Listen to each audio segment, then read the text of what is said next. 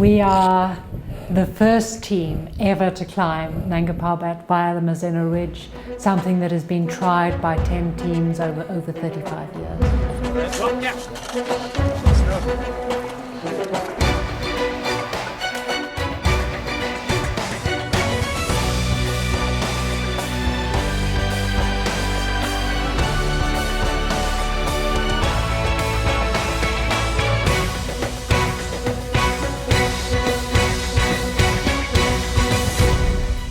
The strongest thing in my mind on the days we spent approaching the mountain were the sheer size of it.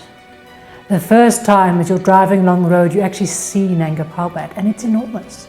It just keeps on going up into the sky. My personal feelings were curiously mixed, in the sense that I didn't actually expect us to do it. And people think this sounds a bit odd, but I think we were the 10th expedition to try. People had been trying for 35 years. There was no reason particularly to suspect that we were the team that would succeed. So on one hand, I was definitely intimidated by how big the mountain was and how long the ridge was. But on the other hand, my attitude was take it a stage at a time. And then there does come a morning when you get up, and today we go. What we carry with us is everything that we have. We make it last as long as we can, and when we run out, we have to find a way off the mountain. We're going to move into territory we have never seen before. We're finally going to discover just how difficult the ridge may be, what it's really going to be like. No. From inside? Yeah.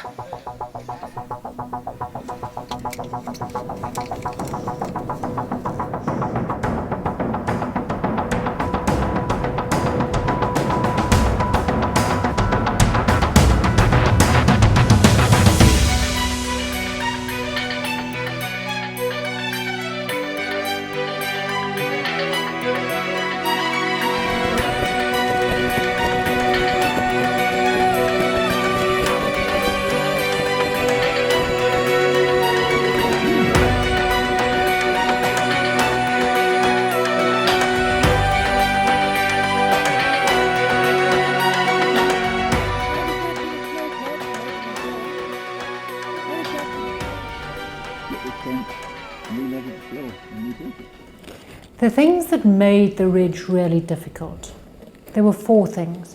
One was how long the ridge is. The sheer distance we had to cover, nearly 13 kilometers at 7,000 meters or higher. The second was how deep and soft the snow was, anywhere between knee and hip deep, and not good snow, like sugar, so it would just crumble under your feet. The third problem was the wind. Very strong wind climbing along the ridge, which makes it very cold. And then the fourth problem was that we would get cloud on many of the afternoons, which makes your navigation quite difficult. Then the second kind of problem were when things went wrong. And the 2 important places were the one where we got caught out at night in a position where we couldn't put up our tents. And people had to try and sleep just huddled into a snow cave or sitting on a little ledge of rock. And we lost an enormous amount of energy and time with that. The second big problem was when we went for the summit, the first attempt for the summit. It was a day of incredibly strong wind, so it was terribly cold. And then the final thing that kind of went wrong was at the point where we have to decide, are we going to make a second attempt to get right to the top? We had almost no food left. Teamwork is absolutely crucial on these kinds of expeditions. And in this particular case, we were a team of 6. Only 2 people reached the summit. The strongest 2 of our team, but those 2 would never have been in a position to go for the summit without the rest of the group. It was just too difficult.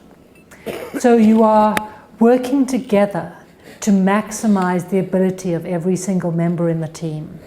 And although the success, the moment of standing on top, doesn't go to everybody, the achievement does, because without everybody, nobody is going to get to the top. When you embark on the challenge, you know that you are working, you are hoping that you will get there, but you are working to get somebody to the top. As long as even one member of the team succeeds, we've done it. We have done the first descent of Nanga Parbat via the Mazeno Ridge. That is a spectacular photograph. It can be a little easy to talk about the difficulty and the suffering and leave people wondering, why is it worth it? Why would you do this? But in fact, it's an extraordinary thing to try and do. And I think it's about two different things. The one is that it is genuinely, spectacularly beautiful. I mean, that ridge is some of the most spectacular climbing I have ever done. Possibly I will ever do. You're on a knife-edge ridge and you're climbing just next to it.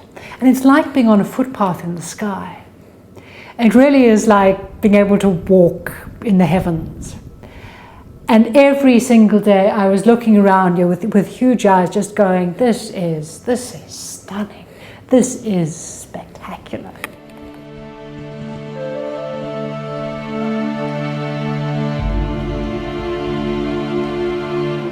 The other side is this question of discovering what you can do.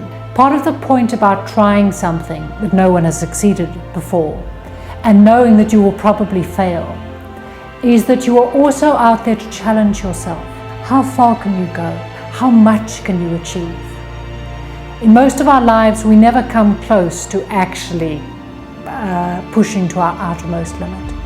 So part of the challenge is to find out exactly how far can you go? How much are you prepared to sacrifice? And at what point do you say, this is my limit? At 7 o'clock in the morning, I just had it. I was freezing cold, very tired, worried that I was going to make a mistake from the climbing. This is make or break day for the Nanga Parbat Mazeno Ridge Expedition. I'm afraid it's a day that's already broken me.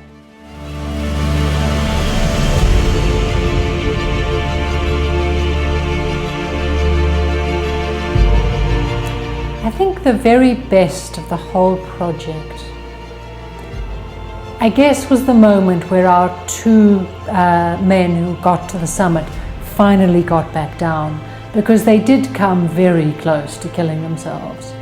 And there were a few days when we were very worried that they might not get back down. So that moment when they rejoined us and we realized as a team we succeeded, this expedition succeeded and everybody comes home. That moment was very special.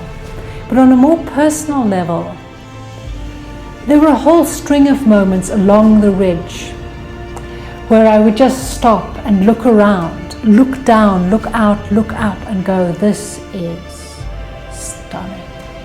This is one of the most incredible places I have been in my entire life. And right here, right now, this is my life.